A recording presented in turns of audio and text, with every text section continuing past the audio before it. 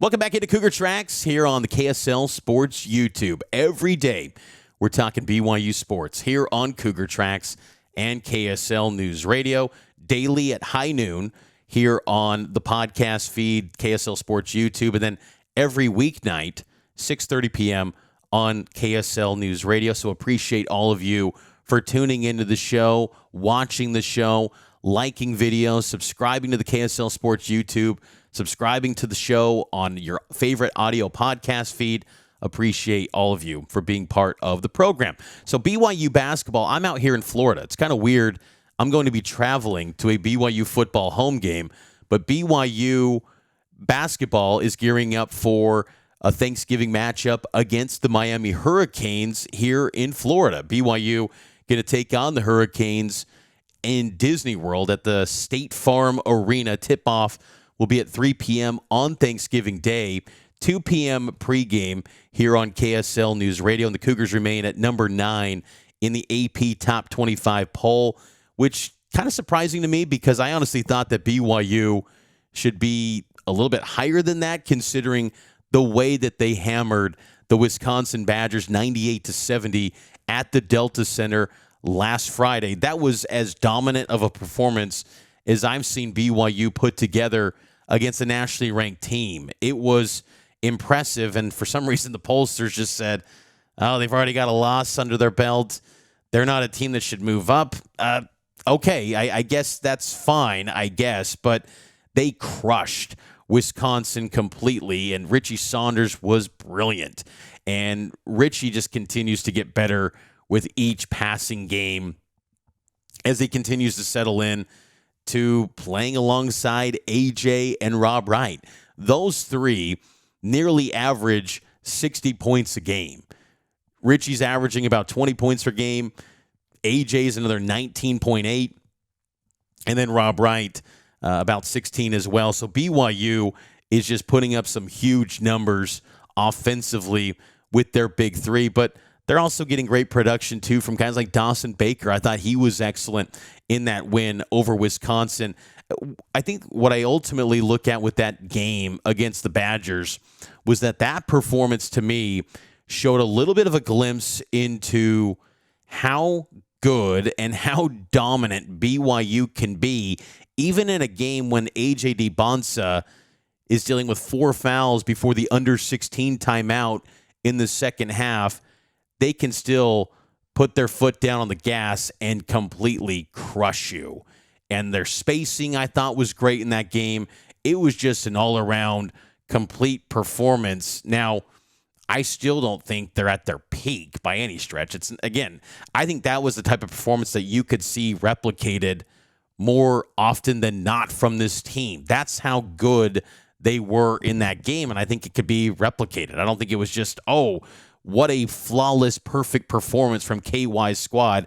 Good luck trying to repeat that. No, I think that they could do that. That's just how good this team is. And Wisconsin's pretty solid. I don't think they're as good as last year's Wisconsin team. I'd be kind of surprised if Wisconsin was a top 16 seed in the NCAA tournament this year as they were a season ago. But I would expect that they're an NCAA tournament team. And, Wisconsin is an up-tempo attack.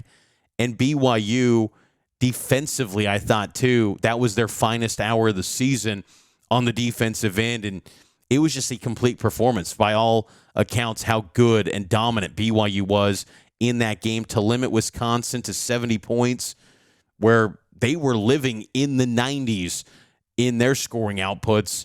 BYU just completely destroyed them. So I think they're coming into Florida with a lot of momentum. They're going to arrive here in Florida today. They always travel 2 days before an Eastern road trip. Then they've got a game on Thursday against the Miami Hurricanes, and then they'll play either Georgetown or Dayton in the second game, depending on if they play in the championship game or in the third place matchup, depending on the outcome of BYU and Miami. Which, by the way, BYU versus Miami, that's just, it instantly brings up nostalgia of Ty Detmer and the Hurricanes. Like, how can you not think of that when you see the stretch Y, the U?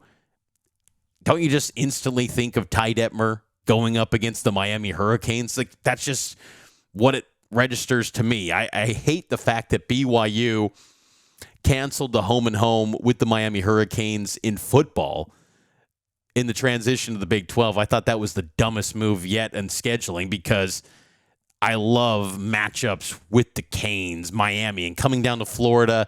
There's going to be a great contingent of BYU fans. I've got family down here in Orlando, and they've been saying that a lot of BYU fans are planning to be at these games, so it would not shock me if you hear a lot of Cougar Nation down here in Florida for these games over the next couple days at Feast Week for BYU in the Terry's Chocolate ESPN Events Invitational. That's a mouthful, which you can listen to all the games here on KSL News Radio and read the coverage on KSLSports.com. Miami's a pretty good team this year. Jai Lucas, new head coach, comes over from Duke.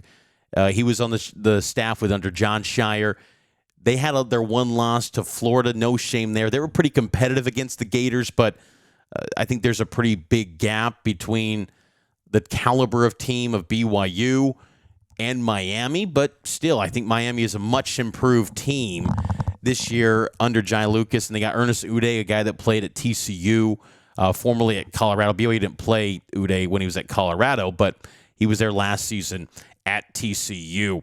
So it should be a lot of fun. I'm looking forward to these MTEs. They're always a good time. Next year, BYU's MTE is the Maui Invitational in 2026. And it's been strange to watch the Maui Invitational. I watched the Arizona State game. Great win for the Sun Devils. They took down Texas in a thriller. Texas slipped on the floor, turnover, last possession of the game for a chance to go win it. Arizona State held on and won that game, but Maui Invitational doesn't have the same clout like it once did. Even a few years ago when BYU was in the Maui Invitational in 2019 when they beat UCLA and then were pretty competitive against Kansas, then got the third place finish by beating Virginia Tech.